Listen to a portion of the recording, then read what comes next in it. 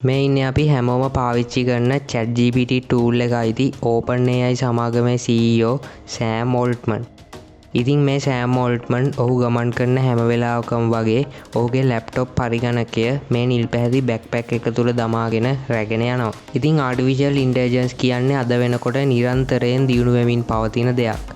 ඒ වගේ මේ ChatGPT platform එකත් ඉතා වේගයෙන් අලුත් දත්ත මගින් පුහුණු කරමින් දියුණු වෙමින් පවතිනවා. යම්කිසි අවස්ථාවක ChatGPT මානව බුද්ධිය අභිබවා ගිහිල්ලා තමාගේ පාලනයෙන් මිදුනොත් ආරක්ෂක පියවරක් ලෙස ඕනෑම ස්ථානයක ඉඳලා මෙම ලැප්ටොප් පරිගණකයේ භාවිතයෙන් ChatGPT data centers වසා දැමීමට මේ Sam Altmanට හැකියාව තිබෙනවා. ඉතින් මෙන්න මේ හේතුව නිසා තමයි ඔහු සෑම් විටකම් වගේ තමන්ගේ ලැප්ටොප් පරිගණකය මේ නිල් පැහැති බෑක්පැක් එක තුල දමාගෙන රැගෙන යන්නේ.